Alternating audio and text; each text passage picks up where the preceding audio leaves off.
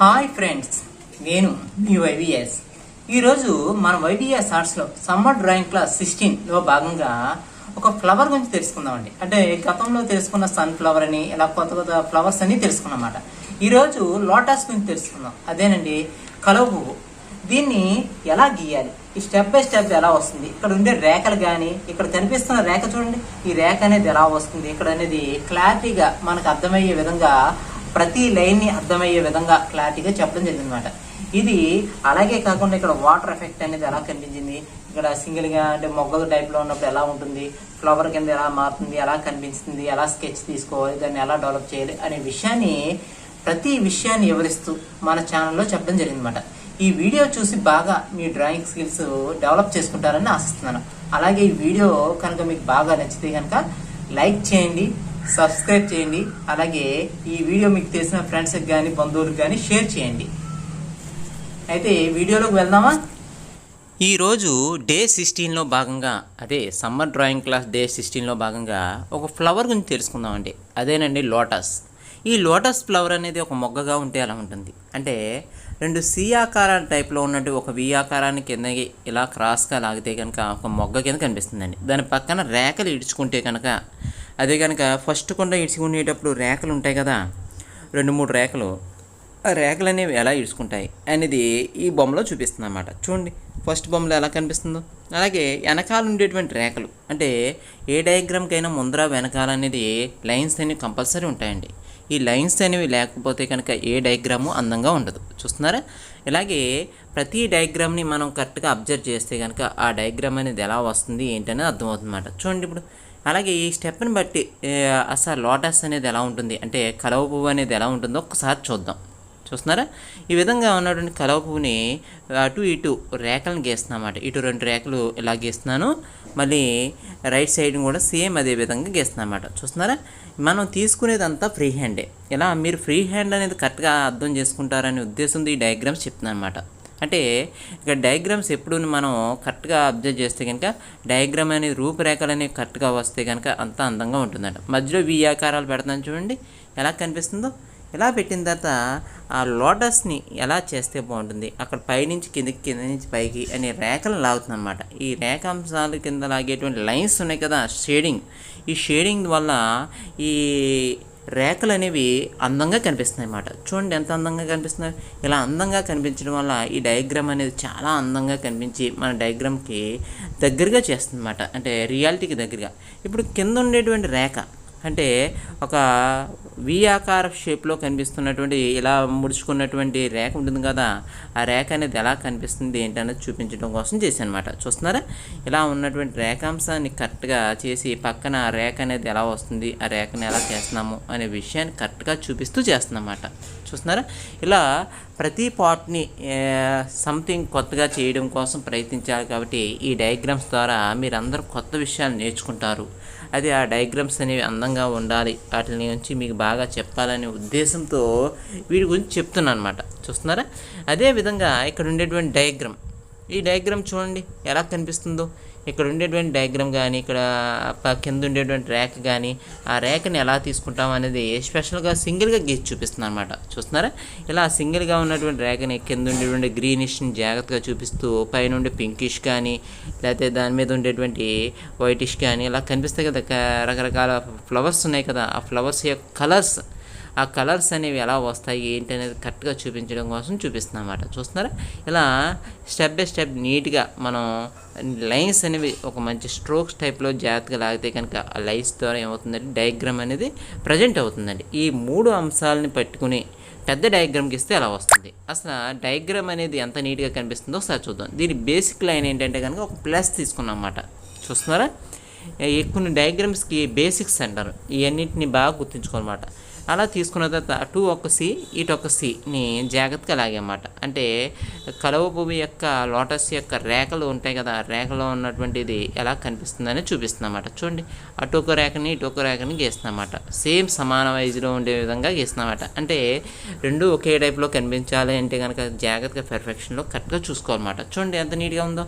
ఇలా వచ్చిన తర్వాత కింద ఉండేటువంటి రేఖ అంటే అక్కడ కనిపిస్తుంది కదా, ఆ పక్కన గీసినటువంటి రేఖ టైప్లోనే ఇక్కడ రేఖ అంశం గీస్తుందన్నమాట. చూస్తున్నారా, ఆ వి షేప్ ఆకారంలో ఉన్నదాన్ని జాగ్రత్తగా అలా కలుపుతున్నమాట. ఇలా కలిపిన తర్వాత ప్రతి పార్ట్ని జాగ్రత్తగా చూపిస్తూ చేస్తుందన్నమాట. చూస్తున్నారా, ఇలా ఈ రేఖాంశాలన్నింటినీ కరెక్ట్గా చేసిన తర్వాత పైన వి ఆకారాలని ఇవన్నిటిని జాగ్రత్తగా ప్రజెంట్ చేస్తుందన్నమాట. చూడండి, ఇప్పుడు పక్కన ఉండేటువంటి రేఖలు, ఈ రేఖలను కూడా జాగ్రత్తగా ఇవన్నీ ఫ్రీ హ్యాండ్తో చేసిన తర్వాత దీన్ని మనం షేడింగ్ అనేది పర్ఫెక్ట్గా చేసుకోవచ్చు అన్నమాట. అంటే మనకు నచ్చిన విధంగా అందంగా కనిపించే విధంగా చేసుకోవచ్చు అన్నమాట. అలాగే దీనికి కనిపించేటువంటి కాడ, ఆ కాడతో పాటు కింద ఉన్న వాటర్ ఇవన్నిటిని మనం జాగ్రత్తగా చూపిస్తాం అన్నమాట. ఈ లైన్ ఉంది కదా, ఆ లైన్ ఏం చేస్తామంటే జాగ్రత్తగా ఉంచేసి దాన్ని షేడింగ్ లాగుతాం. పైనుంచి కిందకి స్ట్రోక్స్ టైప్లో లైన్స్ రూపంలో చూపిస్తున్నాం అన్నమాట. ఈ లైన్స్ రూపంలో ఎందుకు చూపిస్తున్నాము అంటే కనుక ఇది రేఖ అనేది ఒక పక్కకి వాలి అంటూ తిరిగినట్టుగా కనిపిస్తుంది కాబట్టి ఆ మధ్యలో ఉన్నటువంటి షేడింగ్ అనేది కనిపించాలి కాబట్టి జాగ్రత్తగా చూపిస్తుంది అన్నమాట. ఉబ్బెత్తుగా కనిపిస్తుంది కదండి, అంటే ఒక హ్యాండ్కి ఉన్నటువంటి బొబ్బ టైప్లో అంటే రౌండ్ షేప్ టైప్లో కనిపిస్తుంది అన్నమాట. రేఖాంశాన్ని కరెక్ట్గా చూపించడం కోసం చేస్తున్నమాట. చూడండి ఎలా కనిపిస్తుందో. ఈ షేడింగ్ అనేది ఎప్పుడైతే మనం పర్ఫెక్ట్గా చేస్తున్నామో అప్పుడు డయాగ్రామ్ అనేది 100% నీట్గా కనిపిస్తుంది అన్నమాట. అంటే ఇప్పుడు కనిపిస్తున్న డయాగ్రామ్ కూడా 20% అనేది కంప్లీట్ చేసుకున్నాం అన్నమాట. స్కెచ్చింగ్ అనేది చేసుకున్నాం కాబట్టి ఇంకా కంప్లీట్ అయిందని చెప్పకూడదు. మొత్తం కంప్లీట్ అయితేనే కనుక ఈ డయాగ్రామ్ కంప్లీట్ అయిందని చెప్పుకోవాలి. అందువల్ల ఈ డయాగ్రామ్ ఇంకా కంప్లీట్ కాలేదు కాబట్టి అవుతుంది. అంటే స్కెచింగ్ అంతని మొత్తం రాంగ్స్ అన్నిటిని ఎడిట్ చేసుకుంటూ మనం కలరింగ్లో కానీ పెన్సిల్లో కానీ మొత్తం అన్ని షేడింగ్స్లో కానీ అన్నీ కవర్ చేసుకుంటూ చేస్తున్నాం అన్నమాట. అలా చేయడం వల్ల ఏమవుతుందంటే మన డయాగ్రామ్ అనేది డెవలప్ అవుతూ ఉంటుంది అన్నమాట. చూడండి ఎంత నీట్గా కనిపిస్తుందో. ఇలా ప్రతి డయాగ్రామ్ని మనం అబ్జర్వ్ చేయడం వల్ల ఏమవుతుందంటే మన డయాగ్రామ్లో క్రియేటివిటీ అనేది బాగా పెరిగి ఆ డయాగ్రామ్ ద్వారా మనం చాలా అందమైనటువంటి బొమ్మలు గీయవచ్చు అన్నమాట. చూస్తున్నారా, ఇలా అందమైనటువంటి బొమ్మలు గీయాలి అనుకుంటే కనుక మనం ఎప్పుడూ ప్రాక్టీస్ అనేది చేయాలండి. ఈ ప్రాక్టీస్ వల్ల ఏమవుతుందంటే ఇక్కడ చూడండి ఈ లైన్ అనేది ఎలా ఉందో, ఈ ప్రాక్టీస్ వల్ల ఏమవుతుందంటే కనుక మన హ్యాండ్ అనేది ఫ్రీ అవుతుందండి. ఈ హ్యాండ్ ఎప్పుడైతే ఫ్రీ అయిందో ఇక్కడ ఉండేటువంటి డయాగ్రామ్స్ అన్నీ అందంగా ఉంటాయన్నమాట. అంటే నేను సమ్మర్ క్లాస్ అని చెప్పడం కోసం మీకోసం అన్ని రకాలుగా బొమ్మలు గీసి పెడుతున్నానంటే కనుక నా హ్యాండ్ ఎంత ఫ్రీ అయి ఉంటుందండి. అదే ఫస్ట్ డయాగ్రామ్కి లాస్ట్ డయాగ్రామ్కి వచ్చేటప్పటికి ఎంతో కొంత హ్యాండ్ అనేది డైలీ ఒక బొమ్మ వేస్తున్నాను కాబట్టి నాకు హ్యాండ్ అనేది ఫ్రీనెస్ అవుతుంది. అలాగే మీకు కూడా ప్రతిరోజు హ్యాండ్ అనేది ఫ్రీ అవుతుందనే ఉద్దేశంతో ఈ డయాగ్రామ్స్ అనేది మీకు పెడుతున్నాను అనమాట. చూస్తున్నారా, ఇలా మీరు కూడా అందమైన డయాగ్రామ్ డిజైన్ చేయడం వల్ల ఆ డయాగ్రామ్స్ అనేవి అందంగా కనిపిస్తూ ఉంటాయండి. ఇలా ప్రతి డయాగ్రామ్ని మీరు అబ్జర్వ్ చేస్తూ ఉంటే కనుక ఆ డయాగ్రామ్స్తో మీరు అందమైన బొమ్మలే కాదు అక్కడ ఉండేటువంటి రంగులు కూడా అందంగా చేయగలుగుతారు అనమాట. అంటే బొమ్మ గీయడం వస్తే కనుక మిగతా పార్ట్ అంతా 50% మిగతా కంప్లీట్ చేసేయగలుగుతారు అనమాట. అంటే అందమైన బొమ్మని ఫ్రీ హ్యాండ్తో కనుక గీయకపోతే కనుక బొమ్మే రాలేనప్పుడు మనం కలరింగ్ కూడా చేయలేమండి. అందువల్ల మనం ఎప్పుడైనా సరే బొమ్మ కరెక్ట్గా రావాలంటే కనుక ఫ్రీ హ్యాండ్తో చేయవలసి ఉంటుంది. ఎందుకు ఫ్రీ హ్యాండ్తో చేయాలి అని ఉంటారు చాలామంది.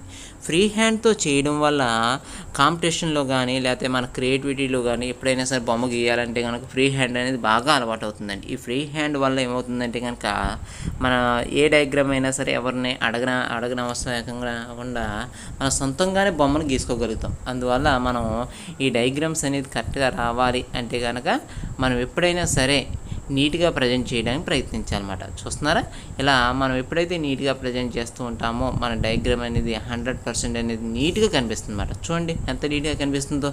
ఇలా మీరు స్టెప్ బై స్టెప్ నీట్గా ప్రజెంట్ చేస్తూ ఉంటే కనుక మన డయాగ్రామ్ అనేది అందంగా ఉంటుందండి. చూస్తున్నారా, ఇలా మళ్ళీ ఇంకా హైలైట్ అనేది చేయాలి కాబట్టి ఇంకా డార్క్నెస్ అనేది ఎక్కడెక్కడ చేయాలి అనే విషయాన్ని కరెక్ట్గా చూసుకుని మనం ఏం చేస్తామంటే షేడింగ్ని ఇంకా చేస్తున్నాం అనమాట. అంటే డార్క్నెస్ కానీ ఎక్కడైతే లైట్గా ఉందో అవన్నిటినీ జాగ్రత్తగా చూపిస్తుంది అనమాట. అంటే ఇక్కడ ఫ్లవర్ అనేది మనకు ఎలా కనిపిస్తుంది, ఆ ఫ్లవర్లో ఉన్నటువంటి డెప్త్ ఎంత ఉంది అనేది కరెక్ట్గా చూపించాలి కాబట్టి ఆ డెప్త్ని మనం ఇంకా షేడింగ్ ఎంత కావాలో అంత చేసుకుంటూ చూపించవచ్చు అన్నమాట. చూస్తున్నారా, ఆ డెప్త్ని ఎప్పుడైతే కరెక్ట్గా చూపిస్తున్నామో మన డయాగ్రామ్స్ అనేవి అందంగా ఉన్నాయన్నమాట. అంటే నేను ఇక్కడ ఉండేటువంటి లోటస్ యొక్క ఆకు అలాగే దాని యొక్క కింద ఉండేటువంటి కార్డ్ని కూడా జాగ్రత్తగా చూపిస్తుంది అన్నమాట. చూడండి ఎంత నీట్గా కనిపిస్తుందో. ఇలా కనిపిస్తున్నటువంటి దాని కింద వచ్చేటప్పటికి వాటర్ అనేది ఎలా ఉంటుంది అంటే కింద కనిపించేటువంటి వాటర్ కూడా కనిపించాలి కదండి. ఆ వాటర్ని కూడా జాగ్రత్తగా చూపిస్తుంది అనమాట. అంటే చాలామంది ఫ్లవర్స్ గీస్తూ ఉంటారు కానీ కింద వాటర్ అనేది ప్రజెంట్ చేయరు అనమాట. ఆ ప్రజెంటేషన్ అనేది కరెక్ట్గా ఉంటే కనుక మన డయాగ్రామ్ అనేది నీట్గా ఉంటుందండి. చూస్తున్నారా, ఇలా అందమైనటువంటి డయాగ్రామ్స్ ఎప్పుడైనా ప్రజెంటేషన్ కరెక్ట్గా ఉండాలి. ఈ డయాగ్రామ్స్ వల్ల మనం ఎప్పుడు నిరంతరం ఏం చేస్తామంటే కనుక మన డయాగ్రామ్ అందంగా తయారు చేసుకుని అందమైనటువంటి బొమ్మలతో మనం అద్భుతాలు సృష్టించవచ్చండి.